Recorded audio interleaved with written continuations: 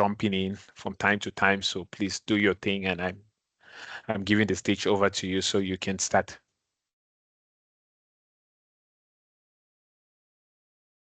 Okay, so if you just give me a minute so that I can share my screen. Okay. So while you're trying to share your screen, guys, you all know the housekeeping rules, please. So let's try as much as possible to mute our mobile phones. Let's try as much as possible to mute ourselves, especially if, please, if you're in a noisy background, try as much as possible to mute yourself. When you want to speak, you can put up your hands, and I think our speaker will give you the opportunity to, I don't know what's wrong. Our speaker will give you the opportunity to speak up, okay?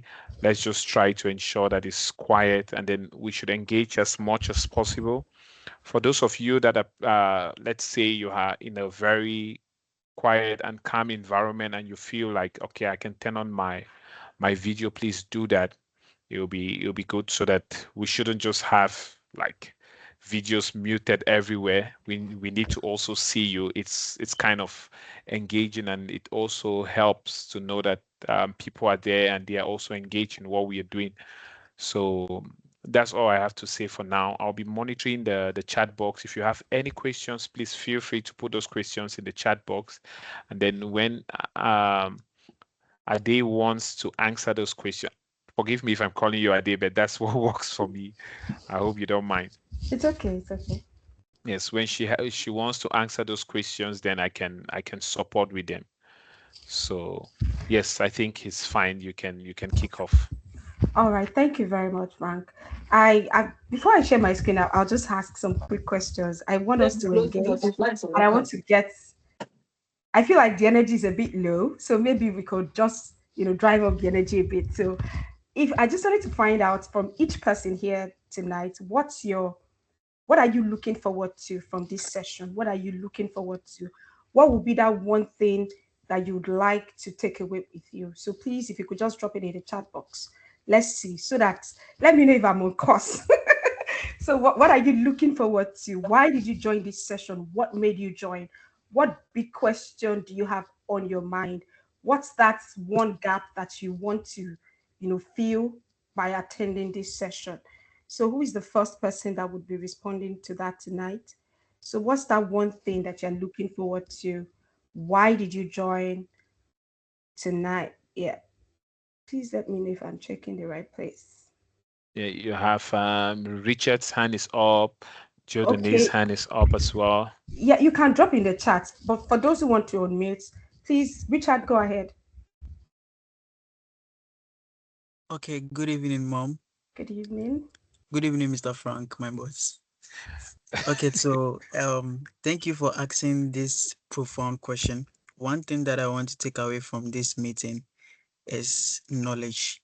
Specifically, I'm very curious to know about what sustainability is, because that is what my mentor, my boss is into, and he's doing extremely very well in it. He's actually an expert, and he has actually highlighted a little bit to me and to the group as well.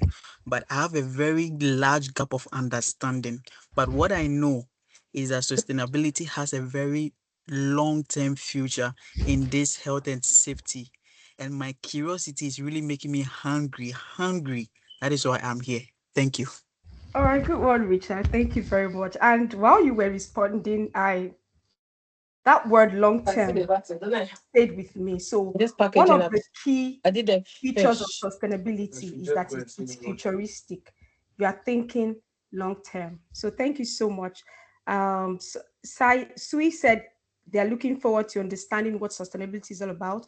Looking forward to understanding sustainability. Why sustainability in HSE? You're in the right place. If we have one more person who raised their hand, they can unmute and speak. One more person. What are you looking forward to? Donald, did you raise your hand?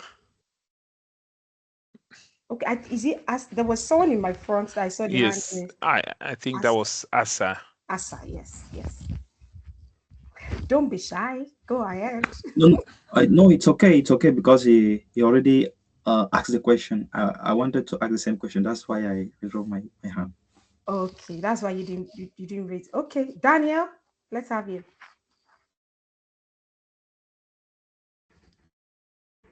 Good evening. Good evening, Good boss. Good evening, evening. ma'am. Actually, it's a good one because when I saw the flyer shifting from health and safety to sustainability, it was a wow for me because you know the environment is getting highly affected with the high rate of carbon dioxide, and there's the high rate of the toxin which is affecting us on the planet. You get. So it's actually an open eye and opening for us in order to know how to contain this risk and how to preserve the ecosystem for the future generation. Thank you very much. It looks like we have scholars in the house, and I think that pretty much forms a good introduction for the conversation. So I believe that we're in the right place, even if we won't be. We sustainability is broad. Let me put it that way, but I will try as much as possible to do a good introduction so that we understand what it's all about, and for those who want to pivot or why we should, you know, add it, bolt it on to whatever it is that we've already built as HSE professionals so far. So we're in the right place, and I'll just get right into the discussion for the day. So give me a minute while I go back. So the reason why I stopped sharing my screen was because I couldn't see our faces, and I like to, see people when I speak. Sustainability to All HSE. right, great. Please, can you confirm if you can see my screen? Yes, we can see it. All right, great, great. So this evening we'll be unpacking moving from HSE to sustainability. And I want us to note this. So, first disclaimer, this session is not about us abandoning HSE. No. This session is not saying that HSE is not relevant again. No. But it's saying we're thinking long term. What's the future? What are the skills that will stay relevant, irrespective of the level? So that's why we're looking at sustainability. So we're talking about building skills, credibility, and career opportunities of the modern HSC professional. And then during today's session, this is just a quick overview of what we'll be covering.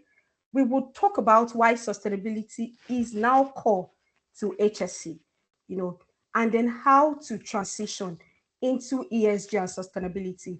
I'm sure we've heard this ESG over and over again. Somebody thinks, oh, ESG is sustainability or sustainability is ESG. Don't worry, we'll debunk all of that today. And then we'll also have a look at, because at the core of everything is that we want to become better professionals, and we want to be able to make meaningful impact in our places of work. So we'll also be looking at practical skills that employers would want today, and then real world experience. I have lived this experience, so I'll be sharing my story. Like I said, we'll be learning, and then I'll be sharing personal stories, so just to make it relatable. And I think I learned something recently on social engineering, and one key takeaway that I took from that, it was a write up that I read, was that when someone around you has done something, there's a mental picture of possibilities that it creates for you. And to a large extent, you feel like I can also do this. So we'll look at, I'll share my story, real world experience, and then talk a bit about career opportunities in this field and how to position yourself for the future. So get ready for a good time tonight. All right. So yeah. So why sustainability is now core to HSC? Why it's now important? I'm going to begin with these opening thoughts. Frank, please, can you hear me? Am I audible? Yes, you're audible enough. Great. Thank you very much. I just wanted to be sure. Like I said, I can't see our faces, and I think I might have to, from time to time, I'll turn off what I'm sharing, and we'll just have some maybe short conversation. So I have an opening thought here that says, it is not the strongest of the species that survive, nor the most intelligent, but the one most responsive to change.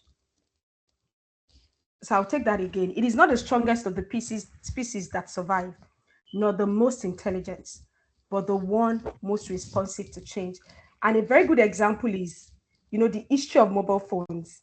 We all probably heard about, the BlackBerry era and then the Nokia era, and how, they were the ones dominating the market and everything. But a time came when there was a need to switch, OS and all of that, but they stayed and they didn't make that switch early. Today, no one is talking about them again. And that's how life is generally. One of the key skills that we must adopt as professionals is adaptability. You must be able to adapt. You must be able to look at where the future is and channel your journey in that direction. No one on this call should say, oh, this is how it is done and this is how it will stay. Case in point, this AI era now, there's so much buzz, and some people are still on the sidelines thinking it's not a big deal. It's a big deal. It's a big deal, and we'll be doing ourselves a great disservice if we don't adapt. And that's exactly what's also happening in the world of HSE today. There's a massive change that has happened. There's a massive change that has happened. And, the world that we are in now, there's ESG regulations, sustainability demands are shifting rapidly. So we've gone beyond the days of toolbox talk, monthly trainings. We are tracking lagging indicators. No, no, no, no, no, no. Life is moving beyond all of that. And we must be adaptable. We must change, as things are moving. Nobody should laugh at these pictures. But this is I'm the one in these pictures. And there may be about 7 years ago, maybe 6 years ago. So the last picture, it was at a conference in South Africa. It's the HSE Africa conference. And then the middle picture was HSE officer. This was a project somewhere in Lekki, Lagos. Of course, I was on top of the roof. You can see me putting on a full body harness. And this is a filling station somewhere in Lagos, Nigeria too, as maybe HSE coordinator or whatever on site. And I sort of wanted to share the beginning of the journey, what it looked like. At this point, my life was all about create a training plan. Help me. What else do we do? Risk assessments, objectives and targets, just those indicators, tracking indicators. At this point, sorry, I didn't get that. Checklist. Oh, thank you so much. Don't worry, I have a beautiful picture. Just, I think in the next slide. Checklists. And you know how they view us. We are like the police. They say, oh, don't safety is coming. They are going to make this work more stressful. But that's traditional health and safety. Life has gone beyond all that. But does that make this journey an incorrect one? No. Everybody starts from somewhere. And I said this to say that people should not despise where they are today.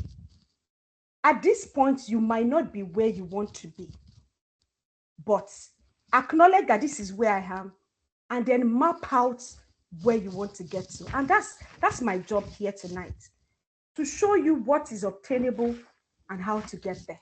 That's what I'm going to do here tonight. So the world around us has changed. Like I said, we've moved past the era of checklists, toolbox stock. They are wonderful, don't get me wrong, but that they're just like a tiny part to what we can do, as HSE people. So there's a need for better mandatory, regulatory expansion. Companies are being asked to disclose, to do ESG disclosure. There's a need for supply chain due diligence, especially in the West. There's a lot of conversations around what kind of labor practices in organizations. We live in a very mentally tasking age. So there's a lot of conversations around psychosocial risks. Every other day, they are churning out regulations, ISO standards, to manage all these things. So the world... Hello? Please write on. I think Okay. someone... No problem. So the world around us is changing. And then investor scrutiny. For those of us that work with companies that raise funds, before organizations would allocate their money to you, they want to know your ESG practices. What does it look like? What kind of lands are you buying? Is there biodiversity issues? Are you having what's it called, environmental issues? What are your social practices? How do you engage your stakeholders? They do all of that. And then even the workforce, they have high expectations. Everybody wants to work for an organization that has good reputation. And of course, the huge elephant in the room, climate change, which is beyond an environmental risk now, is also a safety risk. Because when things are not okay environmentally, it's easy to just look at the environmental bit, but there's also the safety side to it. There's the health part to it. There are health implications to a world that is constantly heating up. You have glaciers melting, and the increase in temperature and all of that. There's resource scarcity, supply disruptions, so many issues at many levels. So the world around us has changed. And it will be insanity for us to do things the same way and expect a different result. So that's just me making a case for, why we have to all come on board now. So let's take a quick look at the evolution of health and safety. In the 1970s, in the 80s, it was at the compliance era, huge world disasters everywhere. So there was a need, it was legislated, there was a need to begin to prevent accidents from happening. That was how the journey began. Hyper Alpha disaster, different disasters in the world that organizations felt like we need to do better, prevent accidents. So that was the beginning. And then from there, we moved to the systems era. The management system started emerging. And then we began to have a formalized risk assessment and process control, system, basically.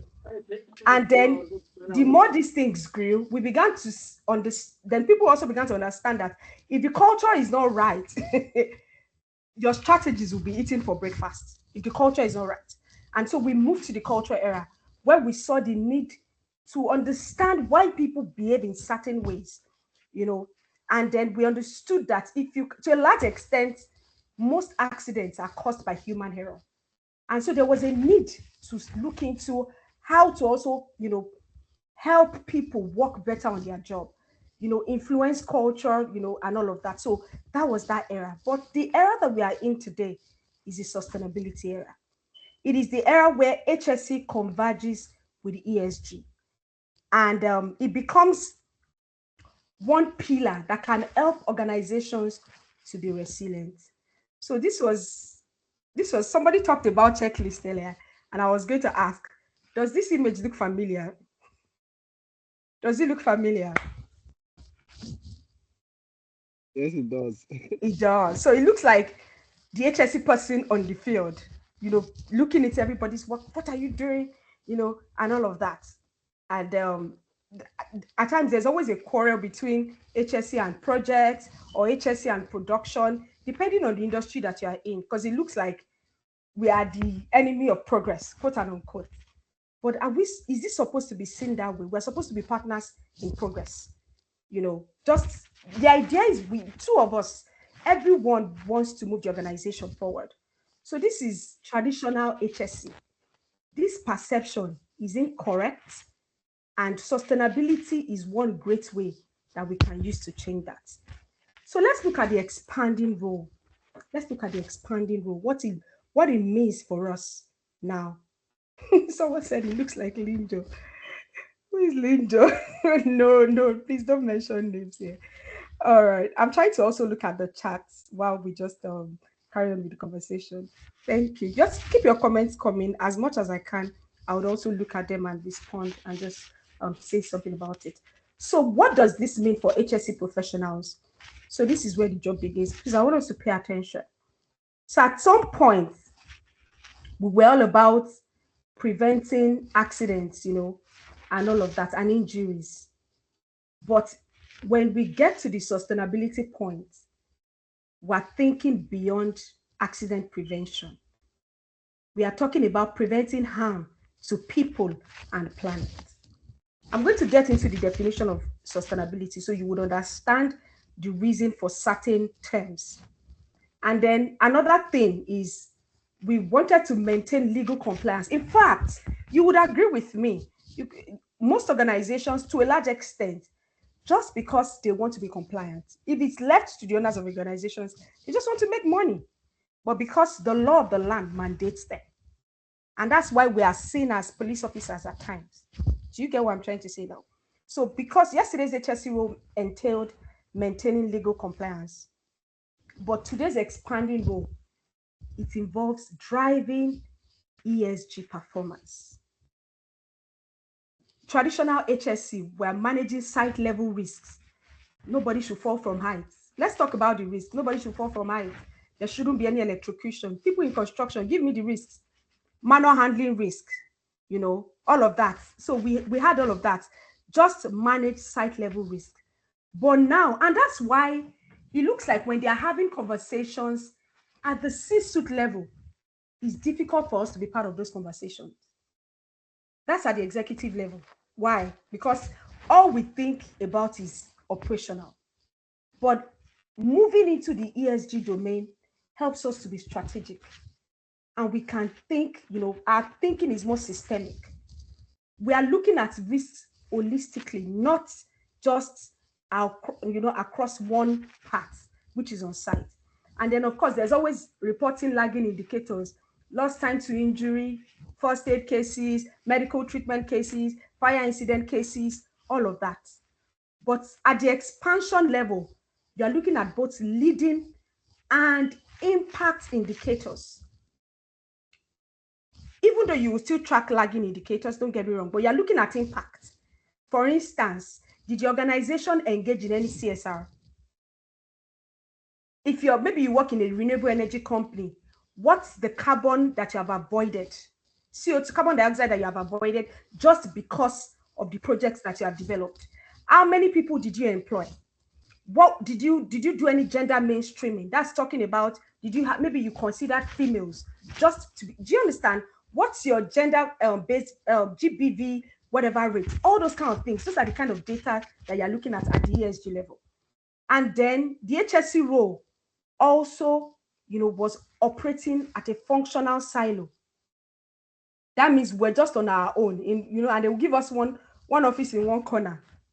But now we are cross-functional partners. You know what that means? We work across different departments. And for those who have quality experience, if you have ISO 9001 2015, you probably have had to do this, because quality also helps you to work cross-functionally. So you work across every department. You get them ready and all of that. So ESG and sustainability, ESG is the framework, and sustainability would help us, to be able to function as cross-functional partners. So yes, ESG explained. Let's get right into what it's all about. It's the new language of risks. And what ESG simply means is environmental, social, and governance. If you're taking notes, that's what it means. And under each of these concepts, there are indicators that you are tracking. There are certain parameters that you are looking at. So at the environmental level, you are looking at your carbon emissions and energy use. So that's at the environmental level. This is just, it is broader, but I just, limited it to this. So you are looking at your carbon emissions and energy use. And, there are calculations now. I have a master's in safety, health and environment. And one of the courses I took is environmental impact assessment.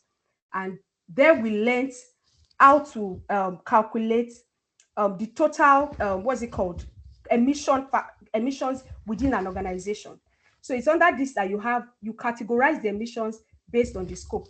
I'll just gloss through this. You won't get too deep into it, but so you have scope 1 emissions, scope 2 emissions, and scope 3 emissions. So scope 1 emissions are the emissions that that arise by your direct activities, the direct impact of the activities as an organization. So maybe you are using fossil fuel, the cars that you are driving around, and all of that. So those are scope 1 emissions. But scope 2 are maybe the utilities that you use as an organization. That's scope 2 emissions. And then scope 3 is the things you buy. So you get them from receipts and all of that. Unfortunately, most organizations might say they don't want to capture scope 3 emissions, but that's where you actually have the highest level of emissions.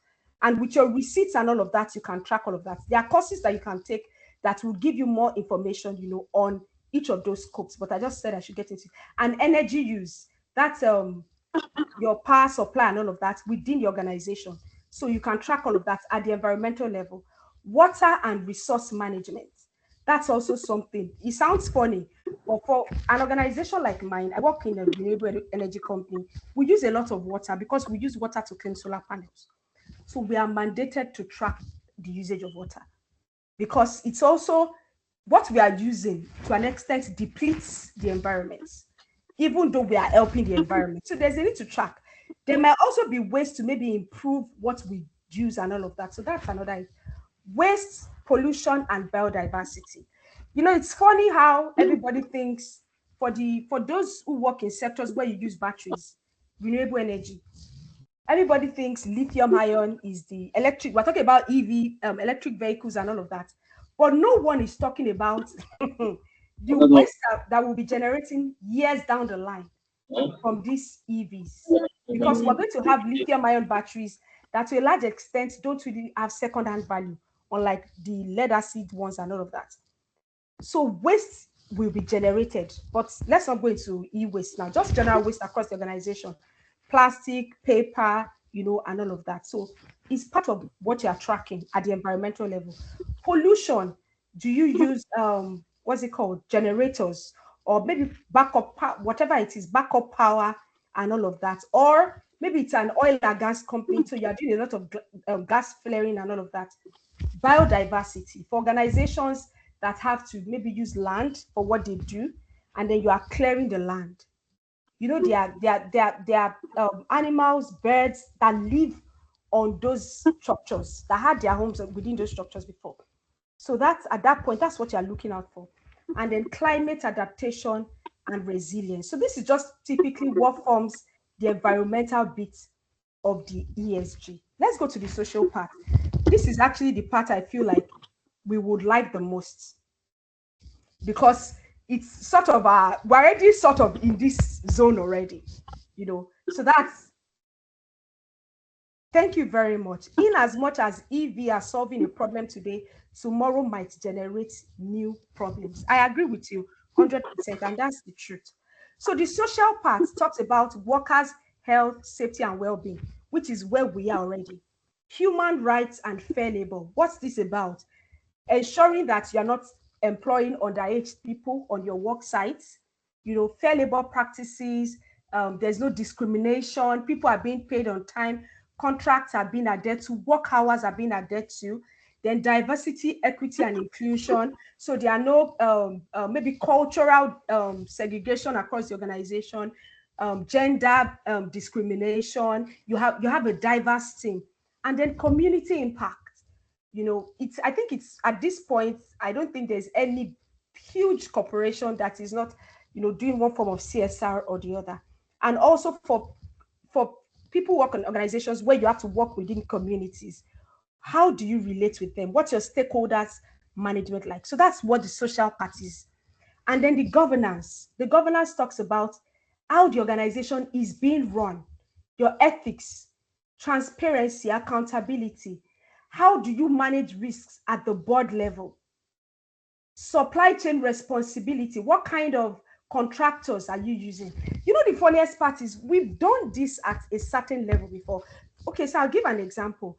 For some of us, maybe as a HSE person, there's something we call, is it like contractors evaluation, that you have to evaluate contractors? Do they have safety policy? How are they doing it? Now you are taking it broader to suppliers.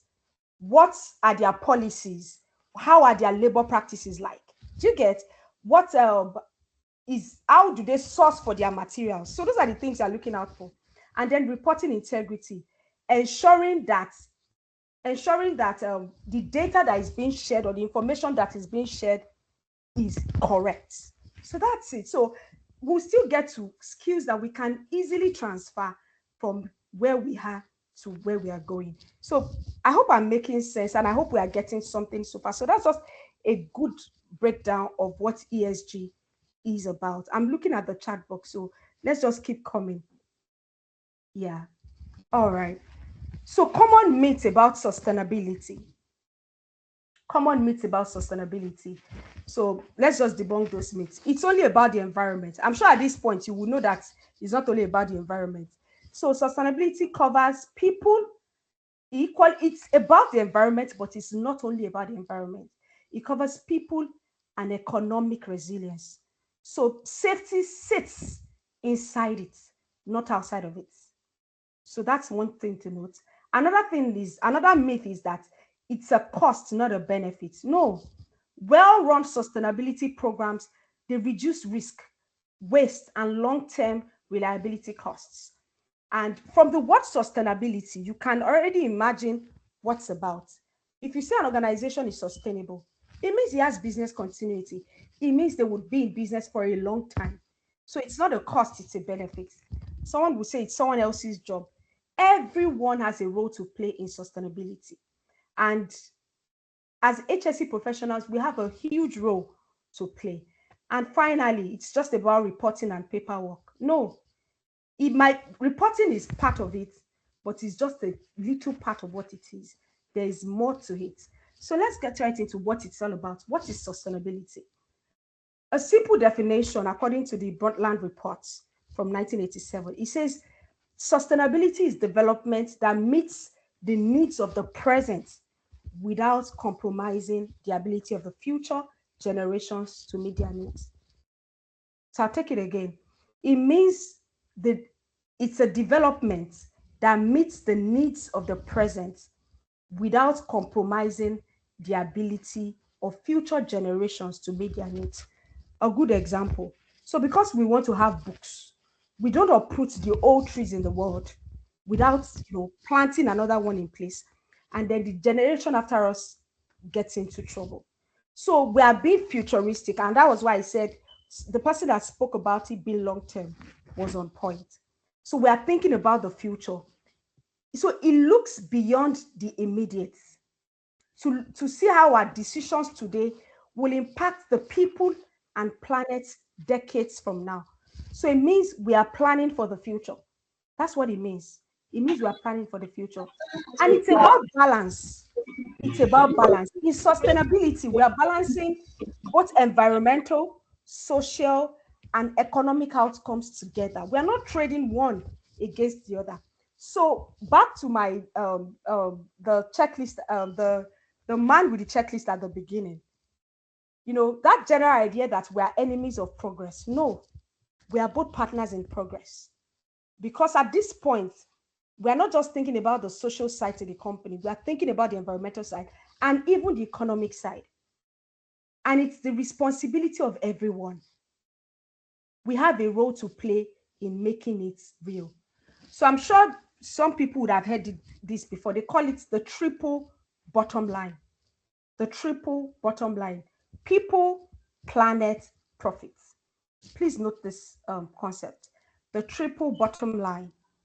So sustainability is built on three equally weighted pillars, and it's often called the triple bottom line.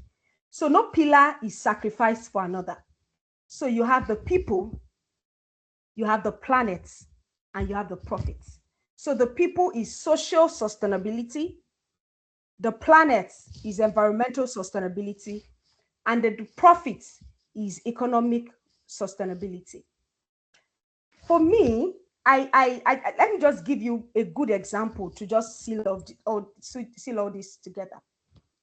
If workers are fine, they are being, health and safety policy is truly being implemented.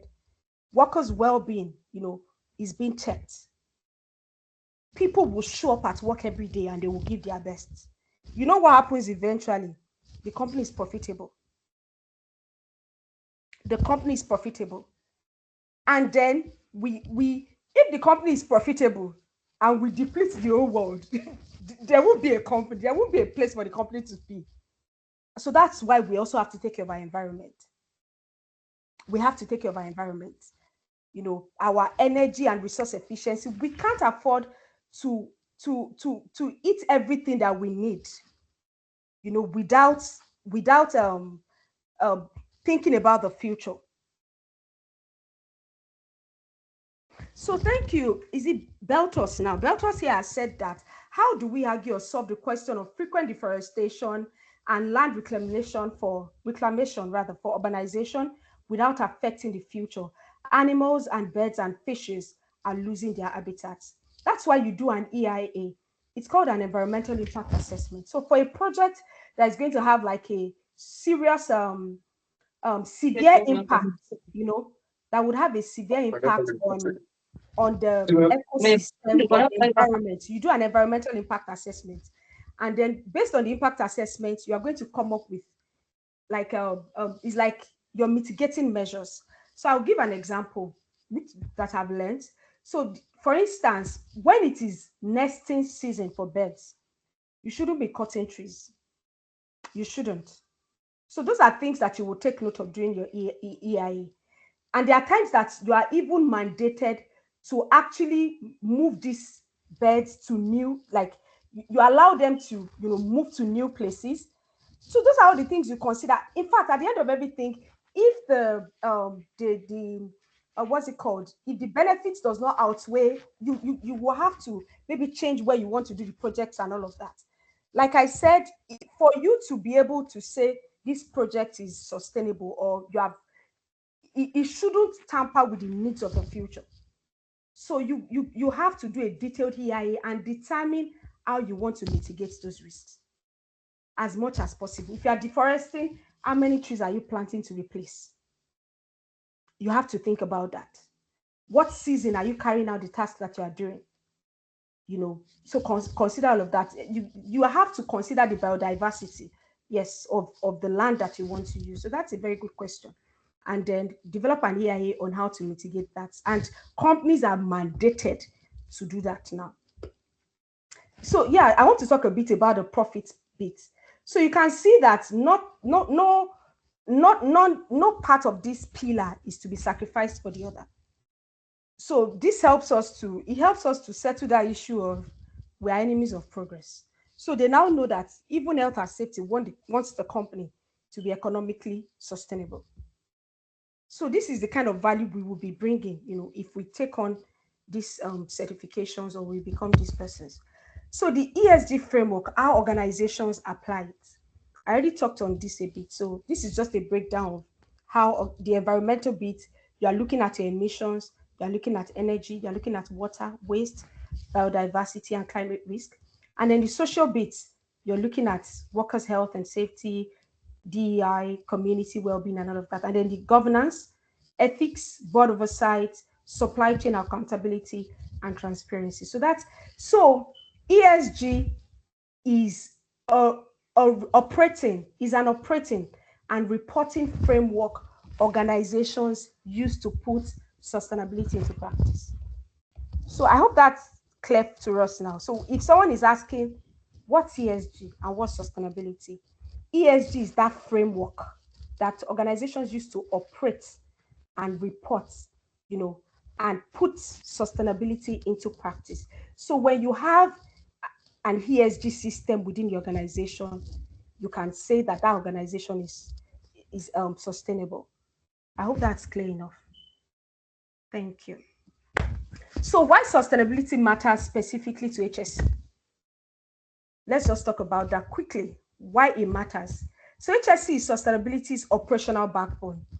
So the systems, the processes, the data that keep people safe, they are still the same ones that underpin social sustainability performance. I already talked about that earlier. And this is an interesting one. Environmental risk. Thank you. Environmental risk is a safety risk. I attended a conference sometime I think it was in April. Yeah. And that was a major takeaway for me. For companies that have integrated management systems, you guys are having a good time. Because when you look at risks in silos, it's difficult to actually really see the true picture of things. So I'll give an example. Somebody carrying out an excavation work on site, and then there's dust. It's easy for an environmental person to say, oh, there's an environmental risk here. But as a safety person, as a health and safety person, what's the risk there? I want someone to please comment in the chat box. What's the risk? They're excavating. There's an excavation work going on. That they're using what's it called now? Construction people, please help me with the name of your equipment, to excavate a piece of land or something, and it's generating dust.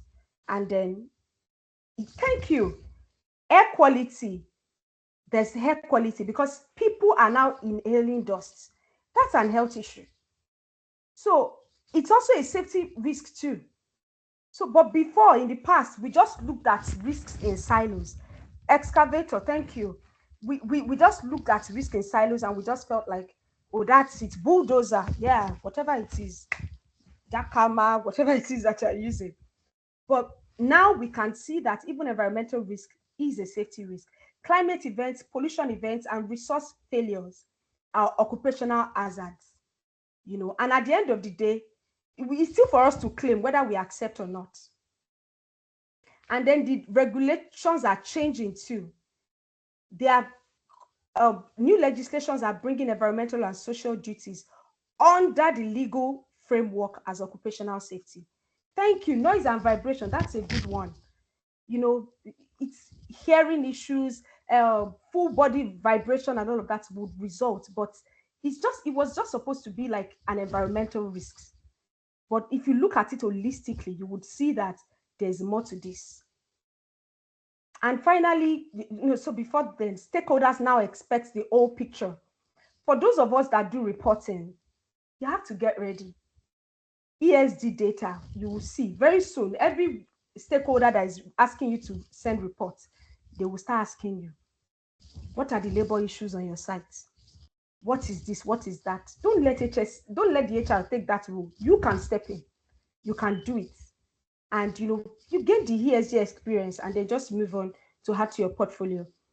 And finally, it expands the value and influence of HSE. HSE professionals who speak the language of sustainability, you have a seat at the table. You are able to have conversations.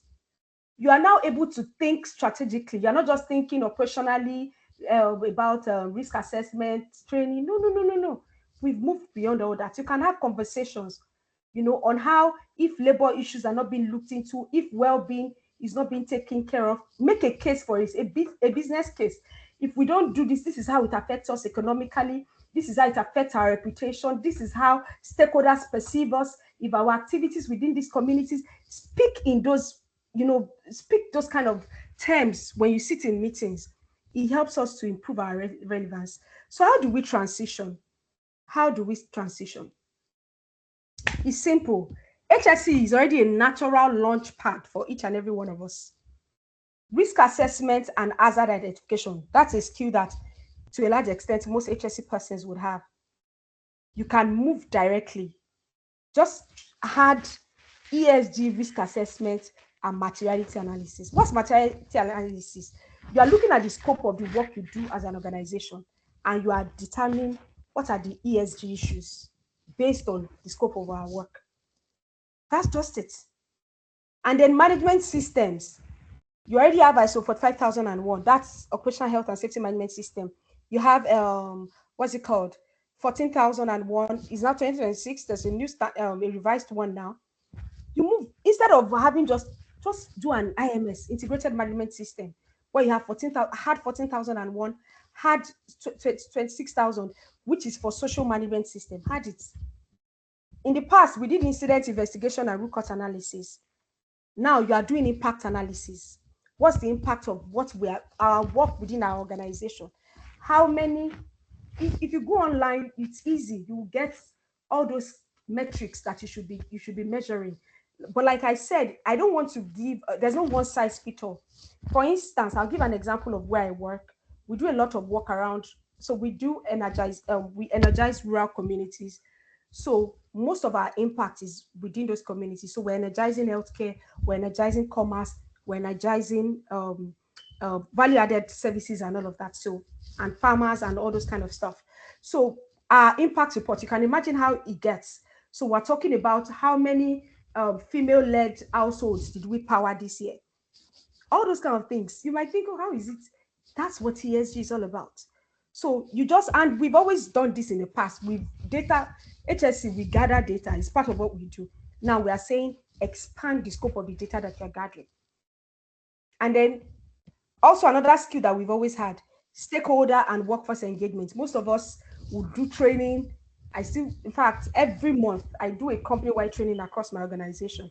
So we've always done these things. Now we are moving into mapping our stakeholders, identifying bigger stakeholders at a wider level rather, and then we're also doing community consultation. It's still speaking, but it's just that the demography of the people that we're now speaking to, they are different.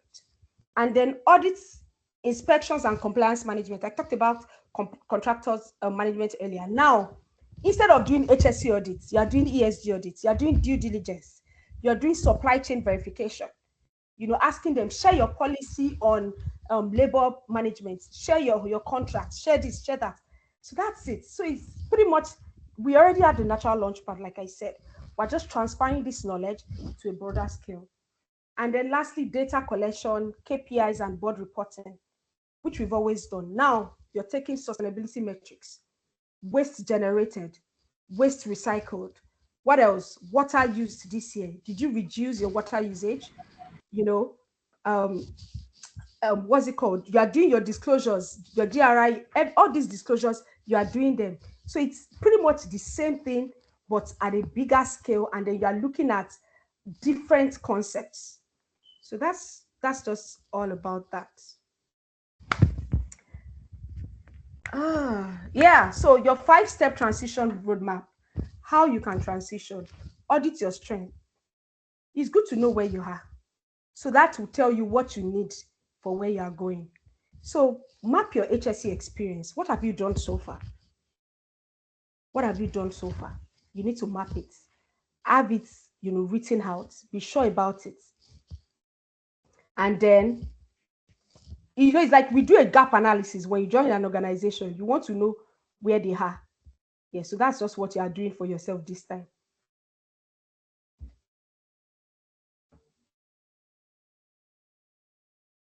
Please give me a minute.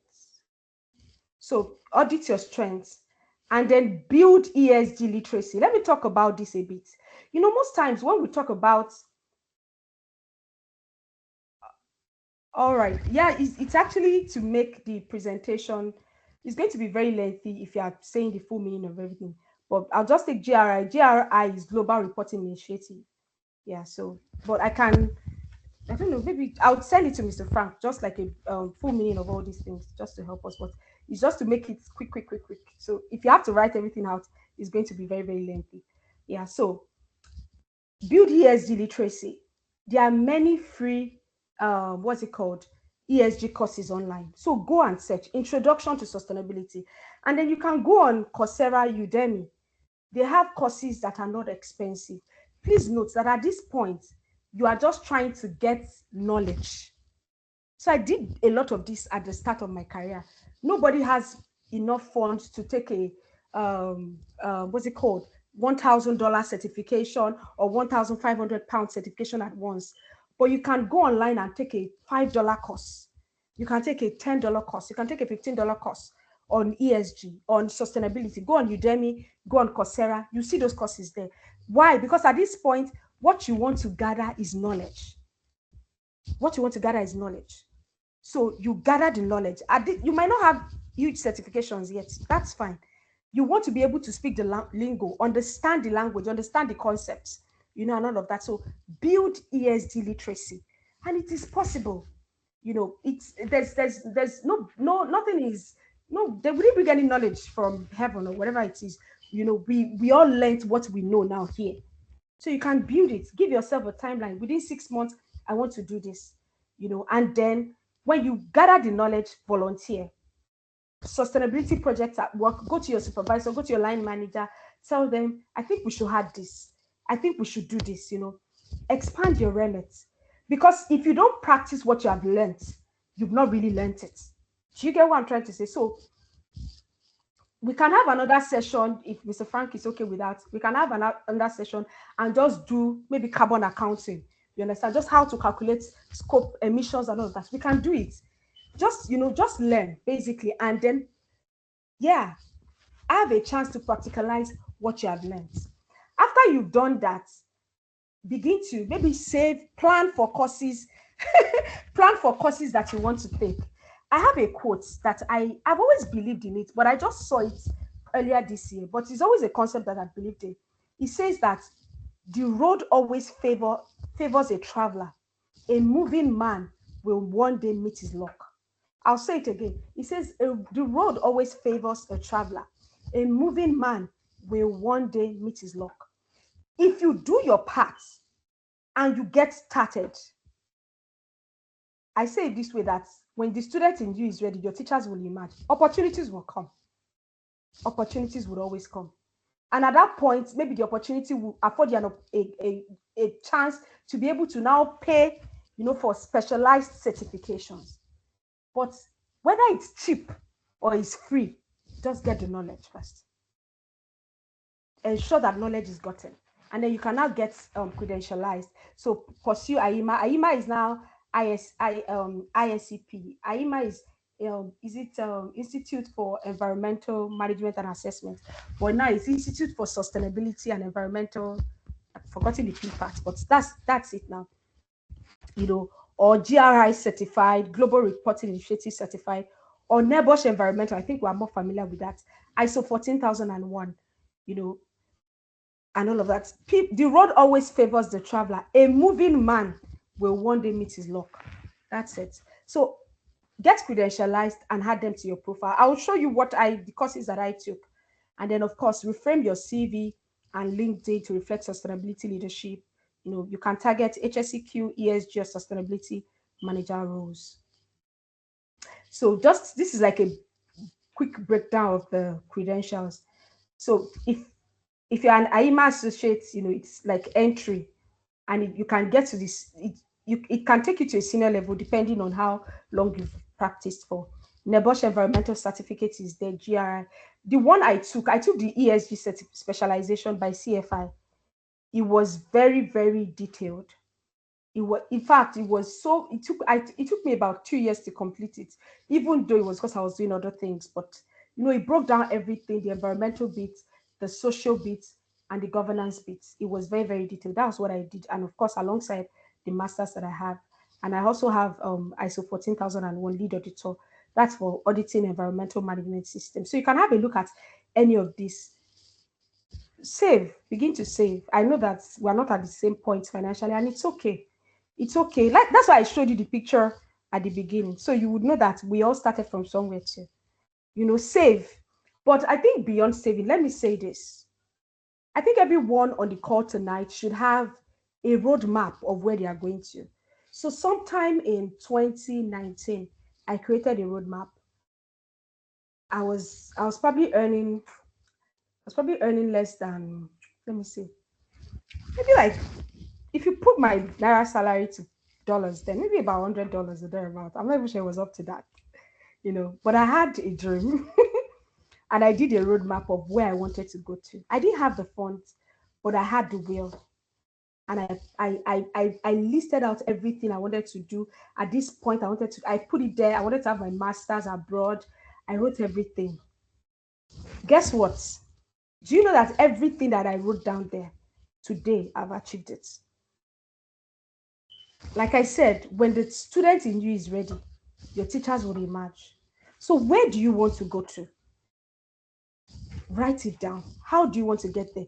Do you know that I just always believe that it's possible that someday someone will meet you and ask you, what do you want to do with your life? Always have a lump sum in your mind, how much you need to get to where you are going. I do this all the time.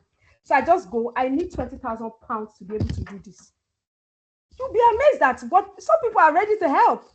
And they say, send me a breakdown of what you need. But the question is, do you even know what you need? So that's why everyone here should have, if you don't already, have a roadmap where you are going to, what it will cost to get there, and what you need to do.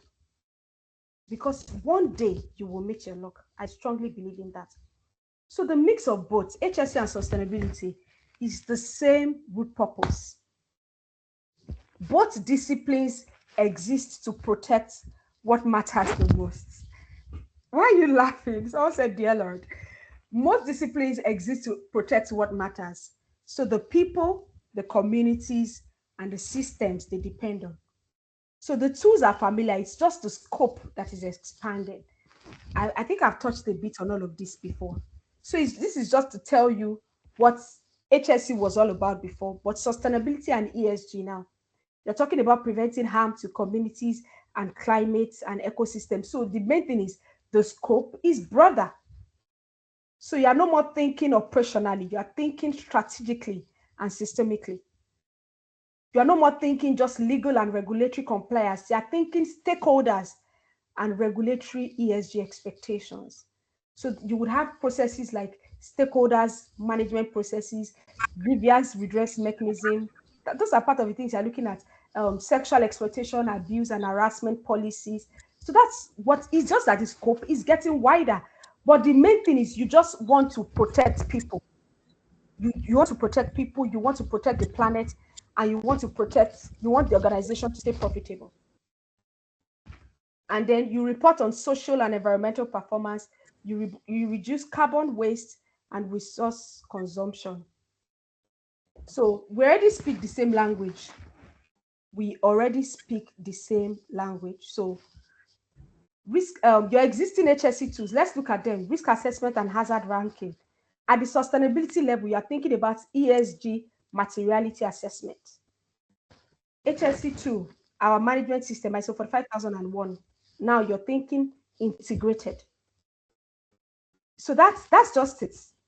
KPIs, that this is like even like a repetition. I've already touched on something like this before in the past. So we already speak the same language. We just need to broaden the scope. So if there's anything you're taking away from this session today, this is something really, really worthy of note. So where we've talked about the mix, now the key differences. So we'll look at the dimension. HSE focus is immediate and operational. Sustainability is long-term and generational. You know, we said it. We want to be able to meet the needs of today without having to compromise for the people that are coming after us. So it's long-term and generational.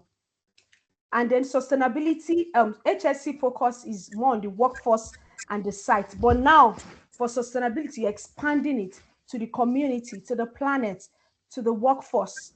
And that's why you identify your stakeholders. Who are those that are interested? Who are those that should be informed? Who are those that are affected? And who are those that, that are like key stakeholders that can disrupt all your activities? So you're expected to identify them. And then HSE focus is more of a legal duty of care. But for sustainability, the stakeholders expect it. The market expects it. So these are the things that you'll be focusing on for sustainability. HSE, you're looking at the incidents that you have avoided. While sustainability is talking about resilience and shared value created. So you're looking at business continuity. How do we keep our company in business? How do we ensure that we stay in business? And then HSE talks about safety statistics and compliance. We talk about our number of training that we did. What are those things that we track? Please help me. PPE issued, near miss reported, I love that. But sustainability, you're looking at ESG scores, ratings, is more strategic risk. That's what we are looking for. But in the end, it's one integrated management system. And it makes our life easier. So you're not doing 3 audits, it's 1 audit. It's not 3 reports, it's 1 report. It's not 3 strategy, it's 1 strategy. And guess what? This time, we are sitting at the table. So for those who have always wanted an opportunity to be at the table and to contribute at a bigger scale, this is an opportunity to do that. This affords us that opportunity. So let's just quickly look at some practical skills that employers are looking out for today. So they are looking out for ESG data and reporting. We should be able to do ESG reporting. Materiality assessment, I talked about that earlier. Identifying and prioritizing the ESG issues that are significant to your business, to the business that you run. That's what materiality assessment is all about. And then integrated management systems. Instead of running one, everything is together, a single unified framework. Employers are looking for that. And then carbon literacy, understanding scope one. I touched a bit on scope one, scope two, and scope three emissions. Net zero pathways, how to get to that point, and carbon reduction strategies. Employers are looking out for that. Stakeholders engagement, how you are expected to guide them. How are they to engage with workers, with communities, with investors, with regulators, with credibility and structure. And that's where your stakeholders management plan or process, where it comes in place. So these are skills that employers are looking for. And then assessing and managing ESG risk beyond your own operations across the full value chain. Yeah, I can see a question here. What are some challenges you have, if you have a story, in integrating HSE and sustainability into business operations? I think the first thing is that the culture. People, we resist change. And so first you have to, if change is not well communicated, you can create an issue across the organization. So the first thing is getting everyone to even come on board. So it could be a big, big struggle. And data gathering too could be a big struggle. So while people, for instance, when people are on site, if you don't have, you have to ensure that maybe you have exact team members, who would help you with data gathering. Who would help you with data gathering? You guys are bombarding with questions. Who would help you with data gathering? So it could be an issue, but to a large extent, if you can easily just determine the scope, pay attention to your materiality, determine what you want to measure, and start in bits. With time, you'll be able to tell a good story. You'll get there, but it's doable. And in the long run, it's good for you. You just need to help the organization, to see the big picture and how it helps them. Johnson, I hope I was able to touch on your question a bit. Yeah. Okay. How do we quantify the amount of its releases? Someone is talking about carbon emissions here. In Lagos or Douala or Lago, sorry, I don't know, it might be Lago, with such heavy carbon emissions in the atmosphere, causing depletion of ozone and all of that. How do we ensure tomorrow is okay if we keep on? And so that's why we have to hold these organizations accountable, basically. So imagine if each organization is tracking their carbon footprint and they have reduction strategies, things will be better. And trust me, investors, it's just that for certain countries, like where I come from, it's still like it's still a struggle. It's not a bit of a struggle. But for organizations like ours that we take fundings from external organization, we have to, do these things. So sustainability is another way of integrating from, I'm not sure I got this question. All right. So I think what he's trying to say is that once you are a health and safety professional, you can easily integrate into sustainability, like specializing. Yes, thank you very much. It's easy. Like I said, we already have it. We already have the launch pad. We have the experience. We just need to. It's just now. The scope is just broader now. That's all. Thank you very much for clarifying. All right. Okay. So these are just some soft skills that can tell that would tell you apart. I'm mindful of time. So systems thinking, how it's good to be able to see how one decision will cut across different areas and explain it well to the leaders. I gave an example of workers' well-being. A happy workforce is a productive workforce. And then, the company becomes more profitable in the end. So you need to be able to think like that, cross-functional influence, working across the organization, data storytelling, turning safety and ESG data into compelling narratives. And in this world of AI, if you input your data into Claude, you have no idea what it will be able to come up with for you. You get so, honing all these skills and getting better. Change leadership. I talked about, it was Justin that asked what the challenges are. How when people are used to doing some things in a certain way and you want to, move them to another place, it could be a bit of a challenge. So we have to be able to champion change, learn change. I had to take a course in leadership, and one major course there is change management. So now we have a more diverse stakeholders. So we need to have those skills, and then strategic positioning, framing safety and sustainability not as constraints, but as competitive advantages that protect and create value. How can ESG manage stakeholders and management, which is actually a problem to most HSE professionals? Um, there's no one size fits all, but I think first is you have to know what you're doing. Have a clear picture of where you're going, where you're taking the organization. And I think most times it's good to make a business case for it. When I used to actively talk about, PPE and all of that, now it's not story. If there's a budget in my organization, nobody would say, "Oh no, we're not buying this." Everybody understands the importance. So I'll give an example. Something as basic as getting rubber insulating hand gloves for someone can be what would lead to the amputation of their two hands if it's not provided. So can you break down what that journey would look like for the organization? So that's just what it is. It's the same with sustainability. Make a business case for, if we do this, and that's why we also need to know what we are doing. If we do this, this is what happens. If we don't do this, this is where we go. So help them. Everybody likes to be profitable. Help them to know what it needs for them. So I think it's easier to bring them on board. Yes. Yeah. You'll be amazed. Like where I work, for instance, team members would easily reach out to me to say, I have this issue, that I'm going to. Maybe they just feel like we are more, what's it called, easier to talk to and all of that. I think so. Or it could just be a personality thing.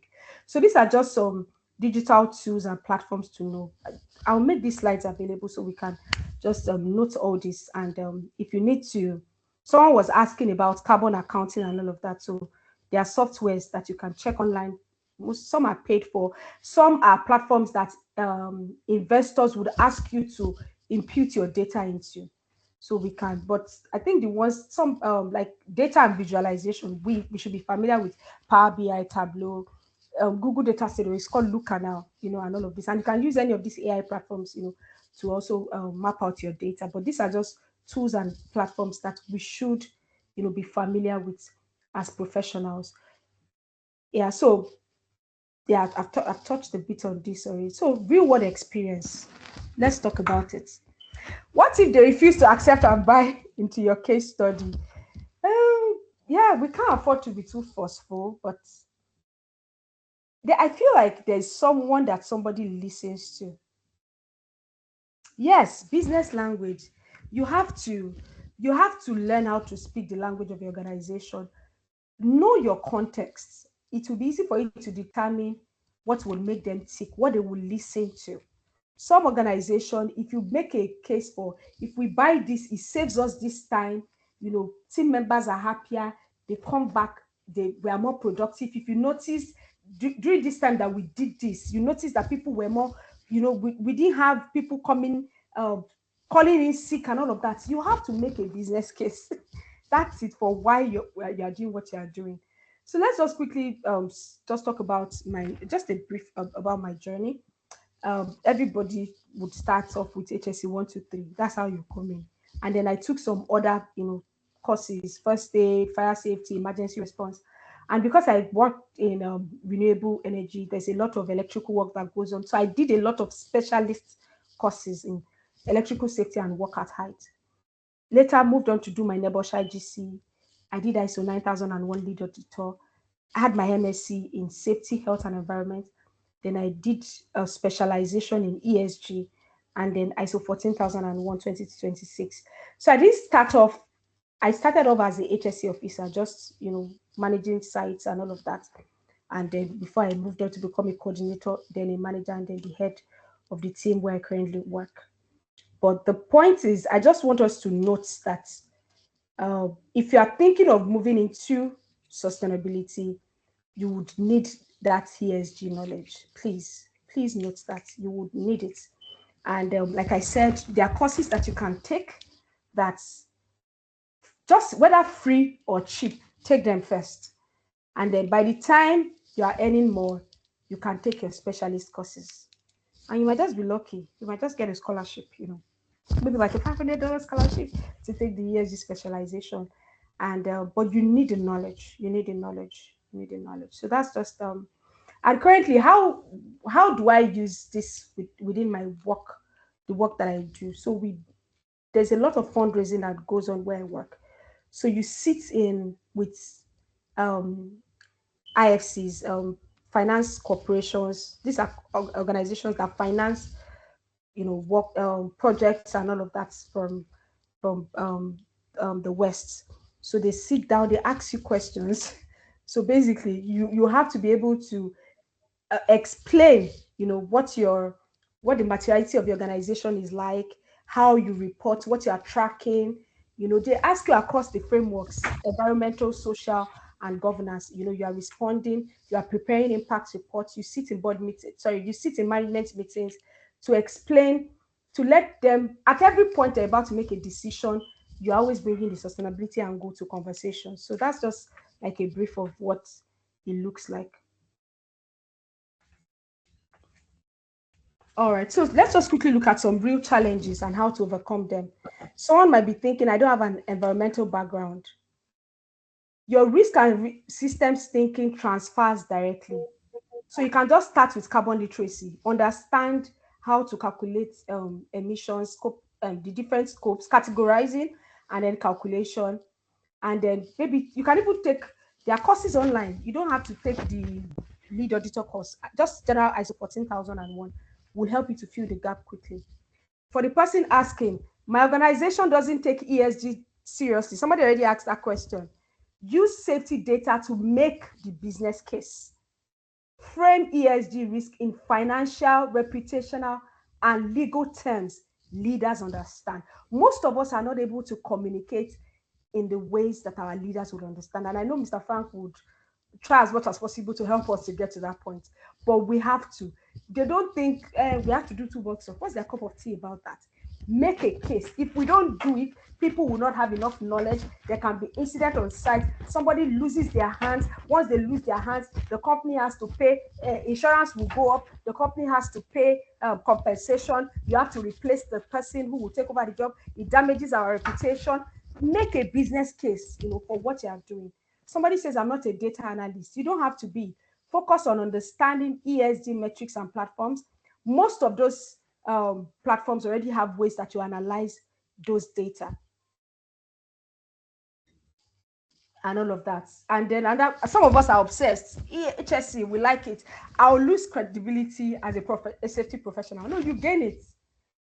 Because you are at this point, you are bridging a gap between safety and ESG. And it's not a very common one. It's not a very common one. So please, let's just note all of that. I'm so sorry if I'm not responding to questions in the chat. I'm really mindful of time now. Yeah, so this is just building experience before you change role. I've talked about this. Map out your current operations against an ESG framework. Document the gaps. This is for your organization. Then start tracking environmental KPIs, add carbon, waste, or water metrics to your existing safety dashboard.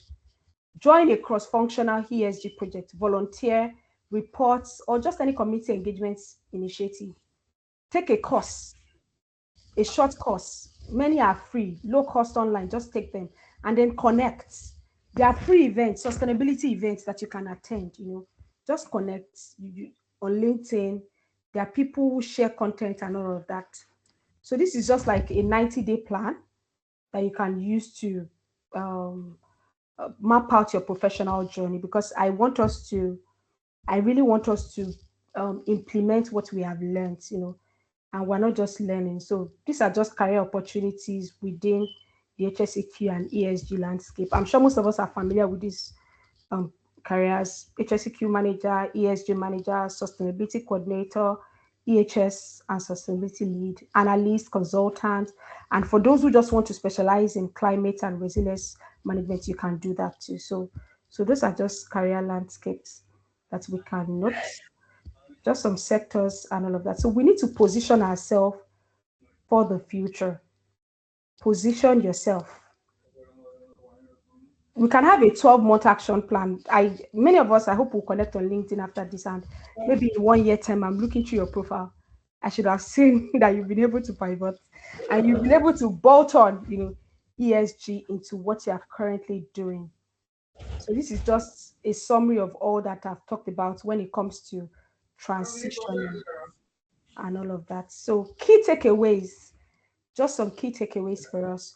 Sustainability is a core competency for HSE professionals. So it's no longer optional, guys. It's mandatory. And we have to, like I said, you don't want to wait 4 years. They said that even when you're ready to start something, it's already too late. You shouldn't be ready. Just start where you are and how you are. You'll get better as you just keep at it. So, and the definition is clear: sustainability, present needs and future generations. So sustainability balances people, planet, and profit across time, with HSE sitting at its heart. So I'm just doing like a summary of all that we have talked about. And then ESG is how sustainability gets measured and reported. And HSE is the single largest contributor to the social pillar. That expert, we are the single largest contributor. So why not just add, the others too, and just take on everything? So, and the fourth point is that they share the same tools, language, and purpose. The scope is just wider. Thank you, Nelson. Nelson said, don't feel ready before starting. Nike, just do it. And then your skills transfer directly. You are more ready than you think. You are more ready. So audit your experience, learn the framework, and frame how you present yourself and your value. Doing like Please, this. Now she is standing here and then map out. Ade, please, can you unmute yourself, because someone was talking, so I had to mute everyone. I'm sorry about that. Guys, please, if you're in a noisy environment, kindly mute yourself because you're disturbing the class. If you can just unmute yourself, that would be great. Can you hear me now? Yes, we can get you. All right, great. I'm rounding up already. Okay. I had to stop sharing my screen earlier.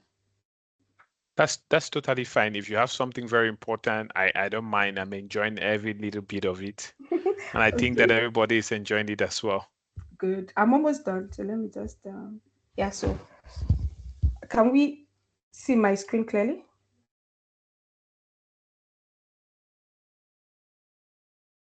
Yes, we can.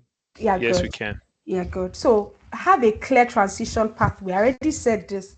Map out a timeline, 5-year plan, 10-year plan. In 15 years, I want to be working with, or maybe I want to even have my own practice, whatever it is, have it. The roles and salaries, credentials are within reach. So you need to start. Don't keep postponing, determine where you want to go to. So this is a quote by Malcolm X. He said, the future belongs to those who prepare for it today. And another person, one of my favorite quotes, he says that the best way to predict the future is to create it. So what are you going to do today to create that future that you desire? What are you going to do today? So I have a beautiful picture here. So you saw how I started. For those who didn't join at the beginning, well, you missed. There was a picture at the beginning, that just showed the humble beginning, a work site somewhere in Lagos, just different work sites in Lagos. And I think I was at a conference in South Africa. But this picture the first one was taken in 2023. I was one of the speakers at the World Congress for Health and Safety at Work. It took place in Sydney, Australia. And the middle picture was the panel that I spoke on, where I talked on psychosocial risk. I'm big about the people part, people, planet, profit. Yeah, I feel like if we sort the people to a large extent, we'll be able to solve every other issues. So because I believe that the most important resource on earth is human resource. So anything, put me, I'm part of that conversation to just get to make things better. So that was where I started from, but this is where I am today. And of course, I'm going strong. This was at my graduation at the University of Salford in Greater Manchester, United Kingdom. But all I had, like I said, some years back was just a dream. I had a dream. I mapped out where I was going, and I can look back and say that. And there's no stopping me. I'm not saying that I'm there yet, but at least the 5 year plan that I had has been actualized. So this is me asking you today, what are you going to do with all that you have learned? What are you going to do? What's that one step that you have taken? You've wished for a long time, you've hoped. It's time to step out. Remember that the road would always favor someone, the traveler. A moving man will one day meet his Lord. So HSE is the foundation. Sustainability is the future. So it is the professionals who bridge both discipline that will shape how organizations survive, grow, and lead in the decades ahead. And that professional can be you. It can be you. So the next generation of HSE professionals won't just prevent harm, they will build organizations that will last. Remember the triple bottom line: people, planet, profits. So you will be part of those people that will build organizations that last. I hope this has been valid for your time. Thank you very much. We can connect on LinkedIn and we can keep the conversations going. Thank you. Thank you. Thank you so much. I don't even know where to start. And I think this is very important for all my community members, because I always tell them that, some people will say, I just had my nebosh. They go out celebrating where they don't know that that's just the beginning of what we have ahead, and as safety professionals, I tell them I spend about 2 hours every day studying, doing research to be where I am today. So it's good when they see women leading, then they'll feel like, okay, this is something that at least women can also do, and they don't only do it, but they do it well. So I'm very happy that you honored the invitation, and we'll definitely see you again.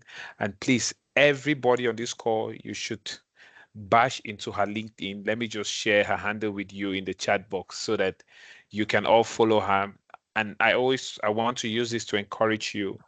This is what we do in the Future Leaders Association. So a day, what I can explain to you is that we have a subscription group and we have a general group.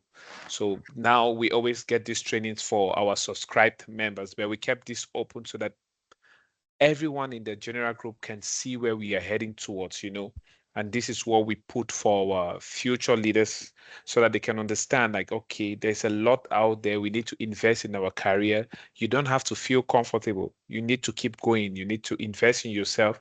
And the more you study rightly and you're being strategic, you have your plan, as she has rightly said, then definitely you will achieve your goals as you put in the effort. If you saw her picture when she started in 2019, oh my God, and you see her now, you think they are two different people, right? And I don't even want to show you my own, because if you see my own, you think they are one of the dancers of Michael Jackson,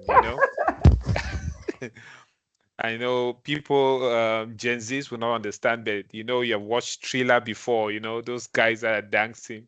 That's how I used to look like. But we have put in the work and we are still working. We keep bringing you very good leaders that can support you. And definitely, you see her smiling. If you guys want her to come back, I need everybody to drop at least a heart emoji so she can see.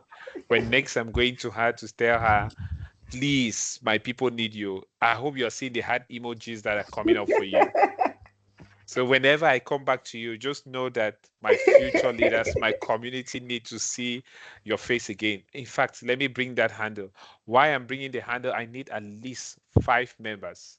Now, when we talk about 5 guys and 5 females, just unmute yourself, appreciate her for us, then at least we can strike that balance. I don't want to have 10 guys and 1 lady. No, we need 5 ladies, 5 guys. Keep it short and simple. We have 3 minutes to go, guys. So no more questions. Let her rest. I can go and open it. Oh my God, my people have started again.